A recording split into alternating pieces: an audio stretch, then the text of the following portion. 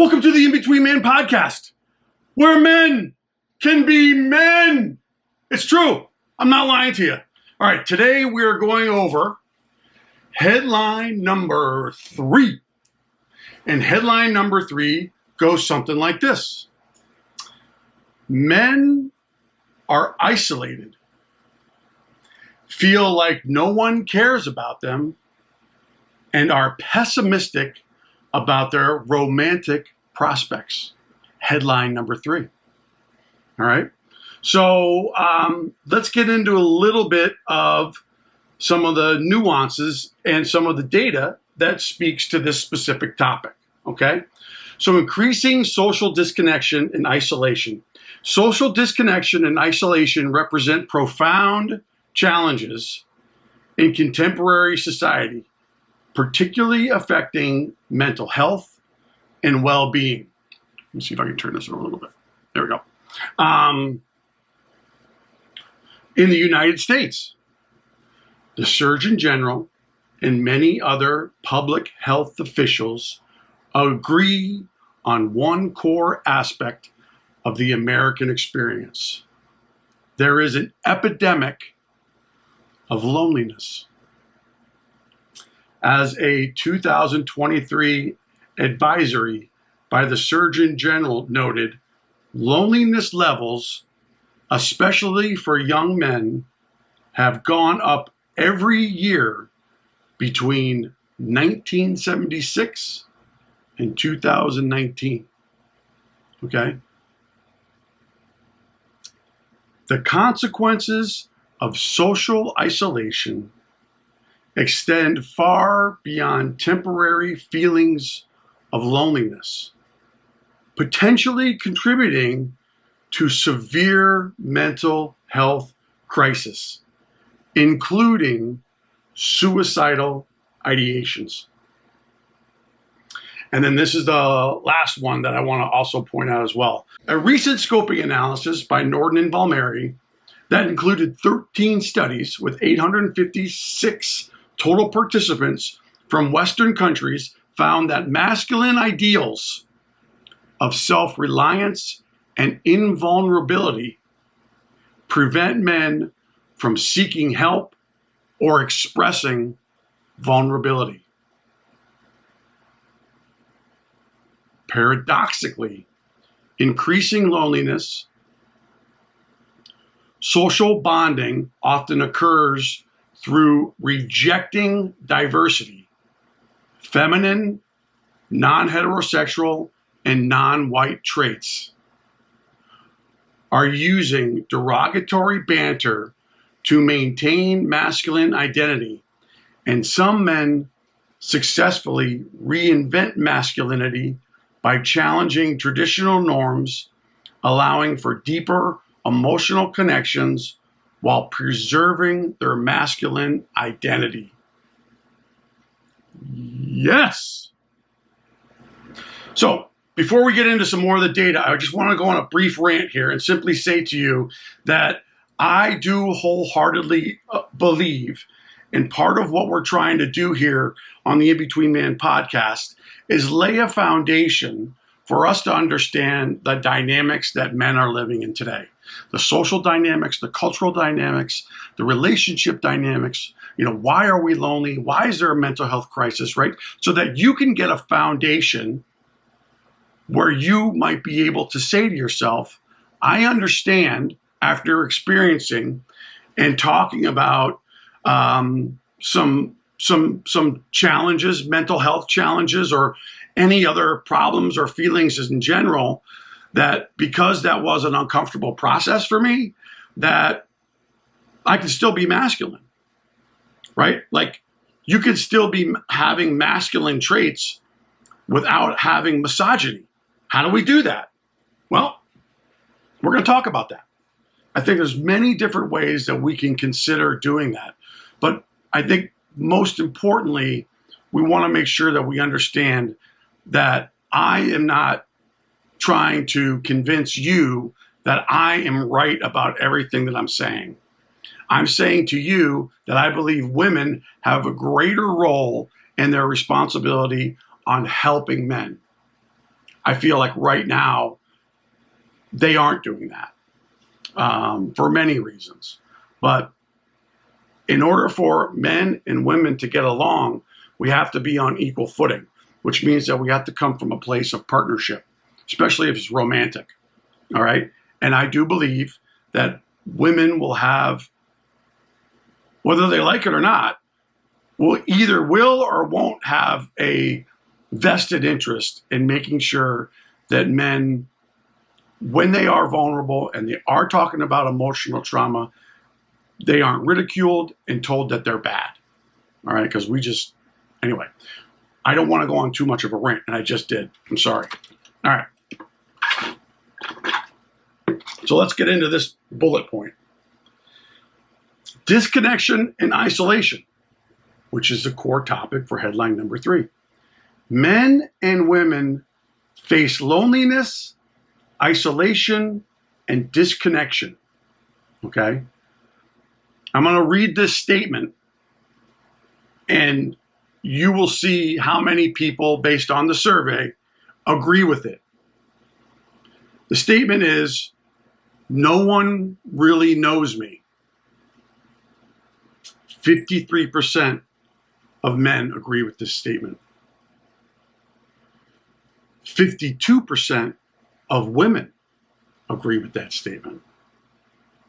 Half, almost a little bit more than half the population in this study feels like no one really knows me. My interests and ideas are not shared by those around me. 47% of men agree with that statement. 41% of women agree with that statement.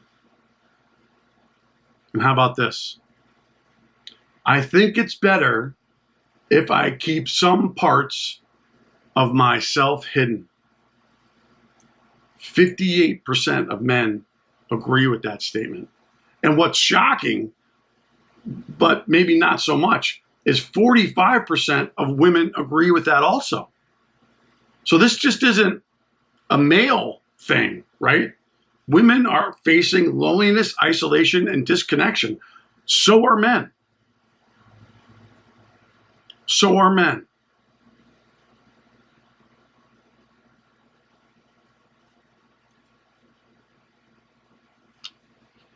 It's sad. Headline number 3, disconnection and isolation, bullet point number 2. The youngest men and women feel the most unworthy of love. The youngest men and women feel the most unworthy of love. Percentage of men and women by age who agree with this statement. I don't think anyone can fall in love with me. Between the ages of 18 and 24, for both men and women, 34% of people in this population agree with that statement. Between the ages of 25 and 34, for both men and women, 25% of the population in this study agrees with that statement. And for the ages between 35 and 45, 24% of both men and women agree with that statement. They agree with the statement, I don't think anyone can fall in love with me.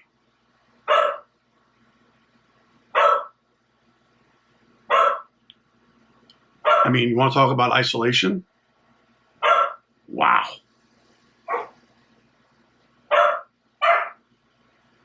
All right. I don't mean to be redundant, but staying on the headline theme, disconnection and isolation, a majority of men feel like no one cares if men are okay. And a substantial portion of women agree. All right. So 57% of the full sample reports that no one cares if men are okay. So that's 57% of the 2,500 people sampled in this survey. The youngest men agree with this the most. Okay? And then here we go. A percentage of respondents by age who agree with this statement. No one cares if men are okay. Between the ages of 18 and 24, men, 69% agree with that statement, where women only agree with it 50% between the ages of 18 and 24. Between the ages of 25 and 34, 67% of men agree with that statement. No one cares if men are okay. And 49% of females or women agree with that statement, that no one cares if men are okay. And lastly, between the ages of 35 and 45, 60% of men agree that no one cares if men are okay.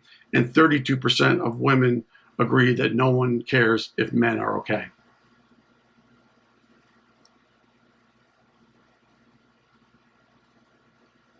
Like why is that?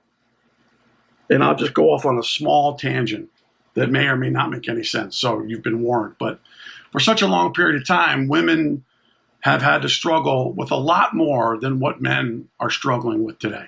Full disclosure. Okay. And what's happened is dynamics have changed, social norms have changed, and cultural norms have changed that have benefited women. And I think that they feel like,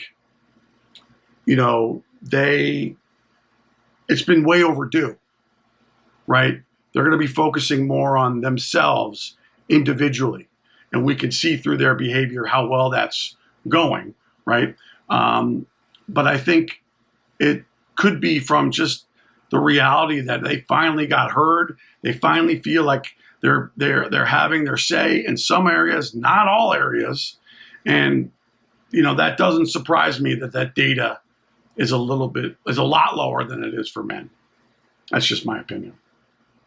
And I'm entitled to it. Staying with the headline number 3, disconnection and isolation. Feeling isolated has strong effects on mental health.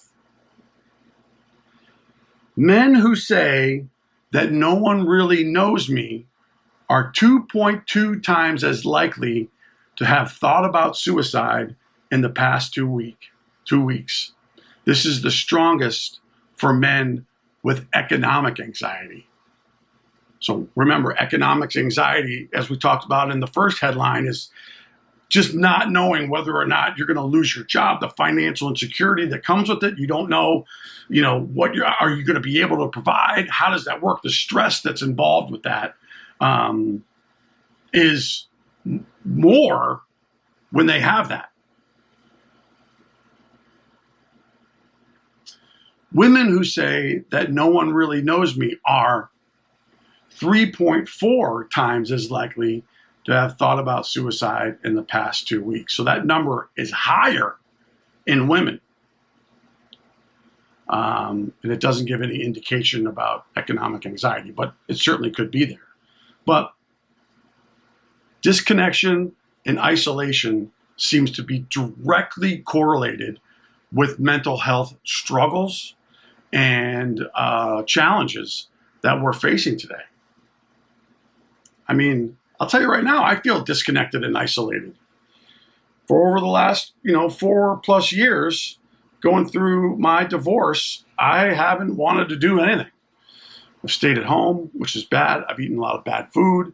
I've gotten fatter, and I'm not motivated to get out and do what I used to do even 5 years ago. I'd rather sit at home and isolate and stay where it feels comfortable and not open up old wounds. It's starting to change a little bit more now, but I can also tell you too that during that time I experienced mental health challenges that I had never experienced before, and I've been sober for 30 years. So, I mean, the trauma that I went through was greater than the bottom I hit before coming into Alcoholics Anonymous. That's been my experience. And the best way that I can describe how it felt for about a year was I felt like a burn victim. And I'm just trying to use that as an example because most people understand what it's like to feel burnt. You burn your finger on a lighter, you're like, that bitch is going to be aching for at least a couple days, right? But for me, that feeling surrounded my entire body. I couldn't get comfortable. I couldn't move into a spot where I felt comfortable. I just was in throbbing emotional, mental health pain. I couldn't get away from it. I couldn't run away from it. And I couldn't anesthetize myself by getting drunk or, blowing a 3-foot tube back marijuana smoke, because that's just going to make my life that much worse. So thankfully, I had people who have gone through divorces that have been ugly too, that have said it'll get better. And it gradually and slowly did. So I don't know if that helps you identify with this disconnection and isolation. But man, when I tell you, I wouldn't wish how badly I felt on anyone. And it's one of those things that you got to be patient about. Who wants to feel like they're a burn victim and also accept the fact that you don't know when it's going to end? Because it's one thing to say, hey, I got to feel like this for the next 3 months. Okay, I'll grin and bear it. But I know at the end of 3 months, I'm going to be all right. In this case, that didn't happen. I just want someone to tell me that it was going to be better in a month, and they couldn't. And it was 4 years of therapy sessions, 4 years of antidepressants, and it hurt real bad. Okay, so I'll stop. Let's get some more data in here. Let's figure out some more data. Do you guys like this stuff? If you wanted to leave comments in the video, that would be super helpful. But I don't know how many people are going to do that, because I don't know how many people are listening to this. It doesn't matter. Just pretend there's 10,000. Okay. Sticking with disconnection and isolation, dads with more rigid ideas of fatherhood are 5.2 times as likely to report suicidal thoughts, with this likelihood being slightly higher among progressive voters. For too many dads, the pressure and isolation are associated with higher suicidal thoughts. Why is that, do you say? When I think of rigid ideas about fatherhood, I think of what I see my dad pointing his finger at me saying, stop crying. Stop fucking crying. Don't be a pussy. Don't be a pussy. Don't let that kid see that he got you. Now wipe your fucking eyes and get back on that mat. That's what I think when I hear rigid ideas. I'll beat it out of you. Right? And for me, it worked. I believe that the notion of emotional stoicism was a valued trait. now I think it's the single greatest trait that spawns and helps fuel disconnection, isolation, mental health challenges, and just bad behavior in many areas. It just makes me sad. Fathers also just want to be seen as humans, not superheroes.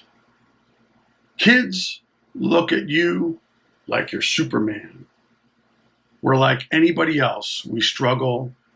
We have difficulties. None of us are Superman. And that's a quote from a white conservative voting dad. Right?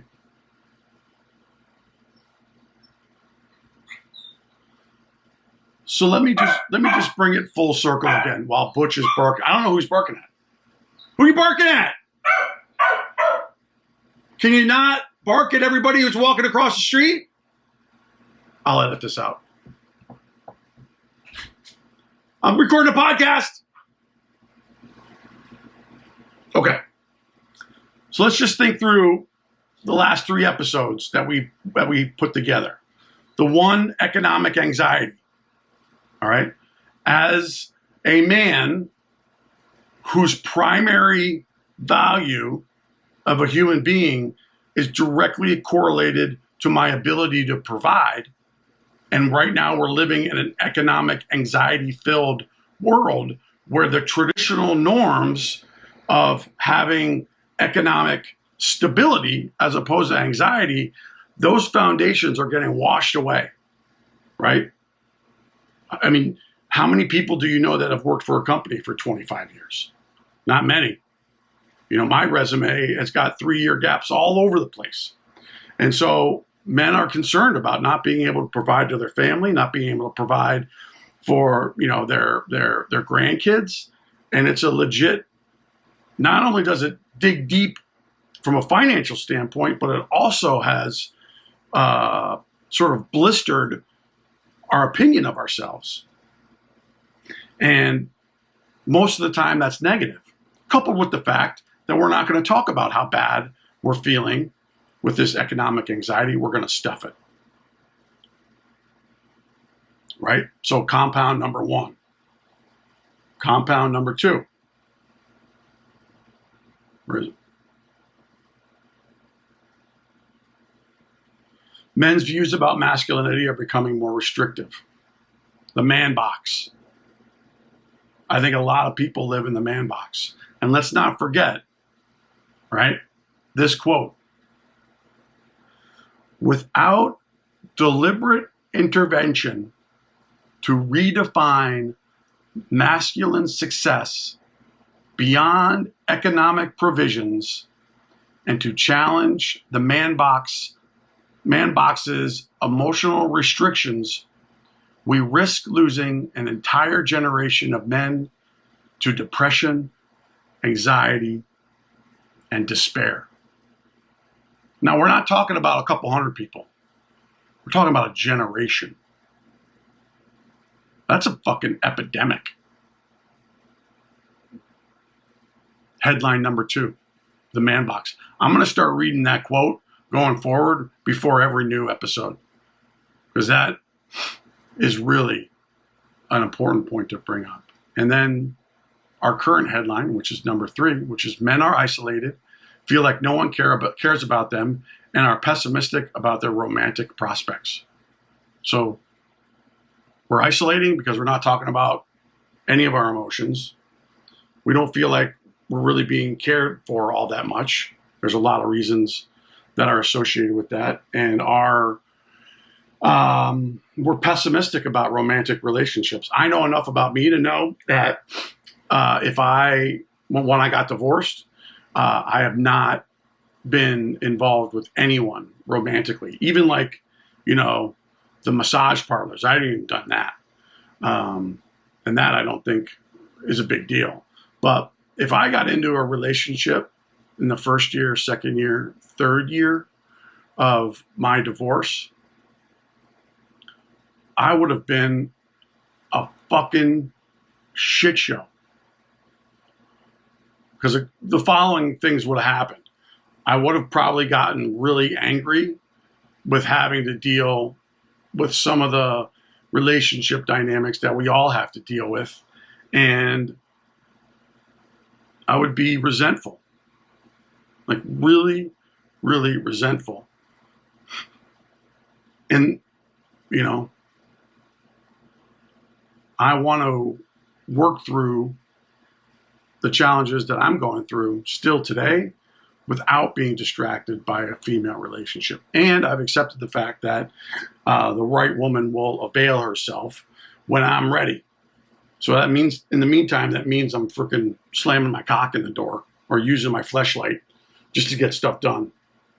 But that doesn't really matter either. So that's it. That's it for headline number 3. We're going to make it quick. We're going to make it easy. The next headline we're going to go over is headline number 4, obviously, which is pressure to be a provider and economic anxiety are exacerbated by when men spend time online. What have I been doing over the course of the last 4 years? Staying at home, not going out and socializing with people, not meeting anyone new. I don't go to bars or do anything like that. But now, the previous 3 headlines, the 4th headline is saying all of those get worse when I spend time online. To a factor of what? We don't know. You got to stay tuned and find out. But that's the update, gang. I wanted to keep it short. I wanted to keep it sweet. If you wanted to consider joining our private Discord server, the link is in the description. We'd love to see you. We'd love to have you. It's really a man cave kind of environment. And becoming a member, you kind of agree that you're going to be willing and open to talking about how, as a group, we can maybe consider rewriting some of the social norms, cultural norms that need to be rewritten for men, because they're just not working for us now. And I would love nothing more than that. I'd love nothing more than that.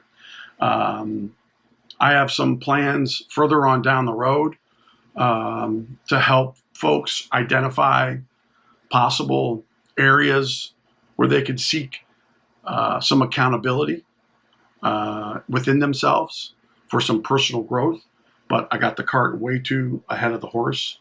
So do me a favor. Check out my YouTube shorts. They're funny. And be more like Clint Eastwood. Remember Clint Eastwood? He's right over there. That's who we want to be like, Clint Eastwood. Right?